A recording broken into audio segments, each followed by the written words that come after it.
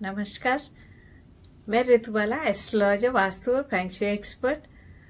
आज आपके सामने जिस विषय पर बात करने जा रही हूँ वो है राहु ग्रह। जी हाँ, बहुत से लोगों ने मुझसे फरमाइश की है कि मैं आज राहु ग्रह के संबंध में बात करूं, क्योंकि राहु ग्रह एक ऐसा टॉपिक है जिसके बारे में हम जितना बात करें उतना ही कम है। लोगों को राहु का नाम सुनते ही लगता है कि अरे ये तो हमें टेंशन देने वाला है। तो आइए आज इसी विषय में हम बात करते हैं।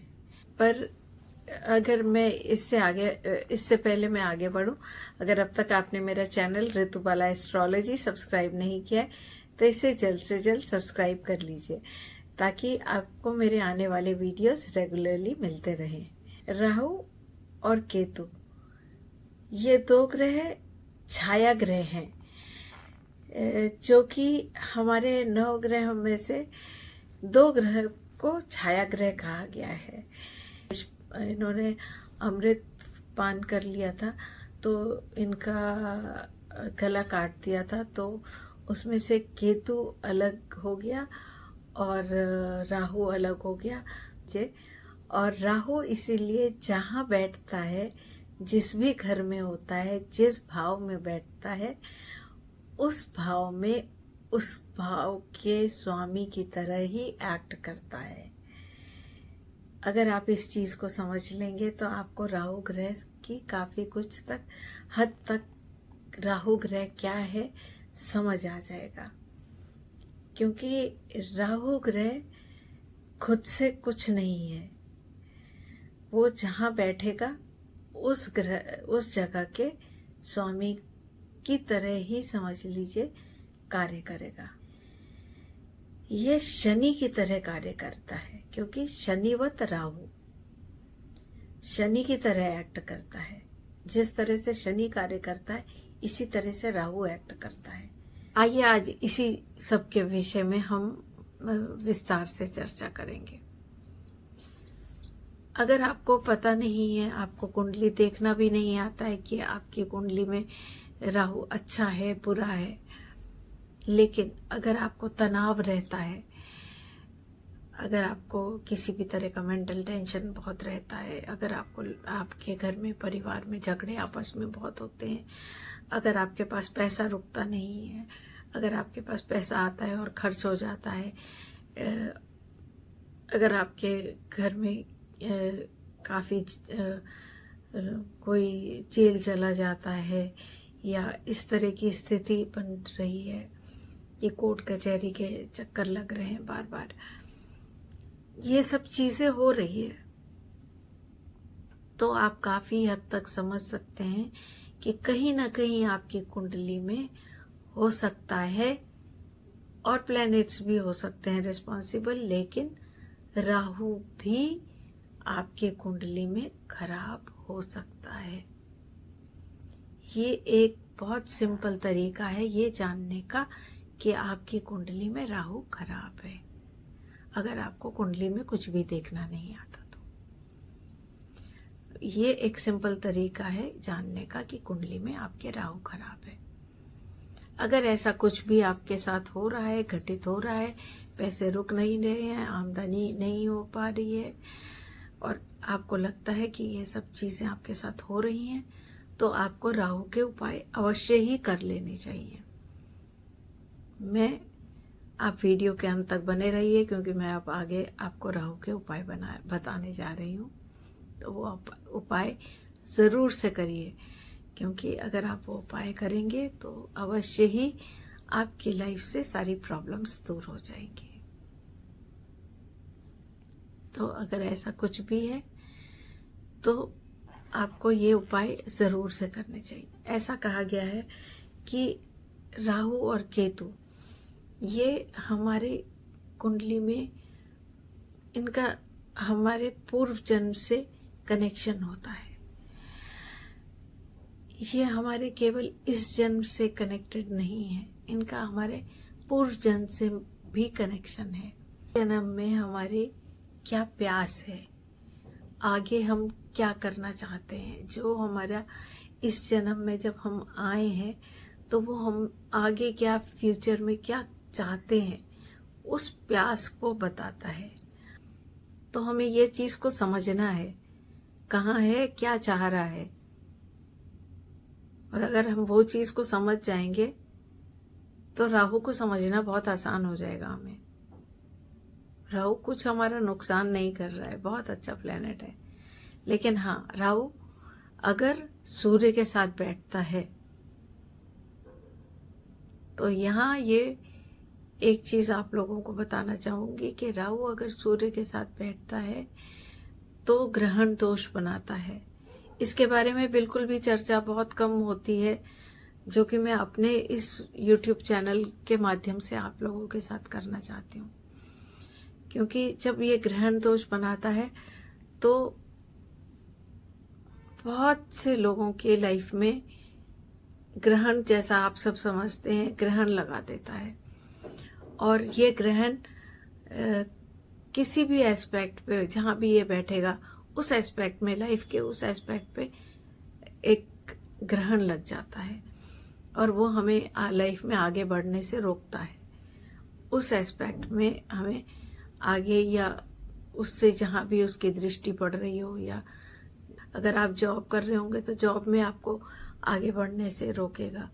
कुछ ना कुछ हो सकता है। हाँ, अगर अच्छे प्लैनेट के घर में साथ में होगा तो हो सकता है वो आपको अच्छा इफेक्ट दे दे।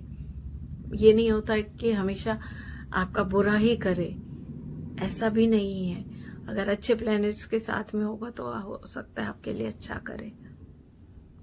लेकिन अगर बुरे प्लैनेट्स के सही साथ में हुआ तो फिर आपकी लाइफ में काफी कुछ बुरा करेगा। इन एनी केस, अगर आपको नहीं पता आपके कुंडली में राहु का क्या दोष आपके है कि नहीं है, आपको ये उपाय अवश्य ही कर लेने चाहिए। अगर आपको ये इनमें से कोई भी सिम्टम्स लग रहे हैं, जो भी मैंने अभी आपको पहले बताए थे, कुछ भी लगता है कि ऐसा आपके साथ हो रहा है, तो आपको ये उपाय जरूर करने चाहिए, ताकि अगर राहु का कुछ भी आपके साथ बुरा हो रहा है तो वो आपके साथ ना हो लाइफ में। इसके लिए आप सबसे पहले जब सुबह उठते हैं तो अपना बिस्तर बिल्कुल ठीक कर दीजिए। एक भी सिलवट बिस्तर पे नहीं होनी चाहिए। राहु यही कहता है कि बिस्तर पे सिलवट नहीं हो। हम सुबह उठते थे पहले जमाने में, आपने देखा होगा, बिस्तर बिल्कुल साफ सुथरा करके तब उठते थे। आजकल लोग नहीं करते हैं। इस बात का ध्यान रखिए, इससे राहु खराब होता है। तो इस चीज का ध्यान रखिए कि आपका बिस्तर बिल्कुल साफ सुथरा हो। उसके बाद जब आप उठते हैं, धरती माता का आशीर्वाद लीजिए और फिर आप आइए, तुलसी जी को के 2 पत्ते लीजिए और उसको मुंह में डालिए। मुंह साफ करने के बाद आप सबसे पहला काम यही करिए कि तुलसी जी के 2 पत्ते मुंह में डालिए और कोई भी मंत्र का जाप करिए, जो भी मंत्र आपको आता हो। और नहीं तो भगवान का नाम भी ले सकते हैं, राम राम, कृष्ण कृष्ण, जो भी आप, शिव शिव शिव, जो भी मंत्र आप कर सकते हो वो मंत्र आप जप सकते हैं।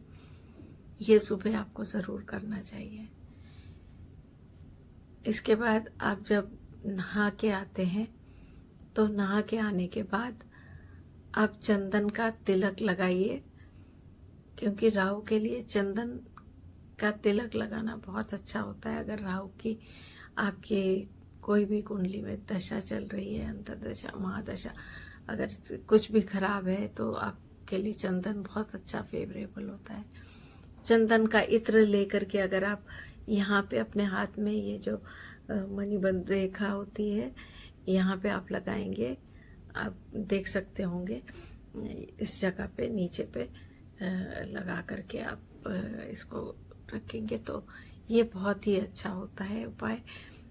चीज, आप अगर अपना टॉयलेट नहाने के बाद अपना बाथरूम बिल्कुल सूखा करिए, ड्राई करिए और अपना टॉयलेट अपने हाथ से साफ करिए।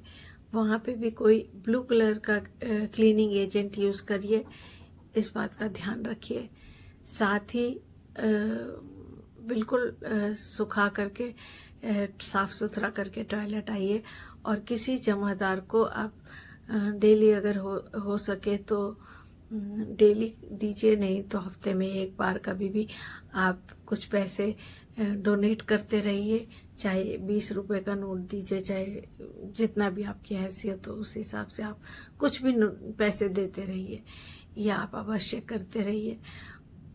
इसके अलावा आप किचन में एक टाइम भोजन बैठ कर के खाइए। अगर किचन में खाना खाइए एक टाइम का। और किसी भी चिड़िया, कौवे या कोई भी पक्षियों को जो भी आपके घर के आसपास आपके अवेलेबल हो, उनको आटे की गोलियां बना करके या थोड़ा सा आटा का बना करके उसमें अगर चीनी का बूरा डाल सकें मिला करके तो वो, और उनको खाना खिलाइए। ये बहुत अच्छा उपाय है पक्षियों के लिए। अगर हो सके तो कोयले का दान करिए। कुत्तों को अगर आप खिला सके तो कुत्तों को खाना खिलाइए, ये भी बहुत अच्छा उपाय है। इसके अलावा बहते पानी में आप एक तांबे का बर्तन ले लीजिए, उसमें जो बर्तन है उसके हिसाब से आधा जौ भर दीजिए और आधी गेहूं भर के और उसको बहा दीजिए। ये भी बहुत अच्छा उपाय है। ये सब करके देखिए, इससे आपको अवश्य ही लाभ होगा। उम्मीद करती हूँ अगर आप इतने सारे उपाय करेंगे, इनमें से जो भी आप उपाय कर सकें वो अवश्य करिए, आपको लाभ होगा। इन सब से अगर आपको फायदा हो, और उम्मीद करती हूँ अपने फ्रेंड्स के साथ शेयर करेंगे या फैमिली मेंबर्स के साथ शेयर करेंगे। और ये वीडियो अगर आपको पसंद आए तो इसे लाइक करना ना भूलिएगा। धन्यवाद। नमस्कार।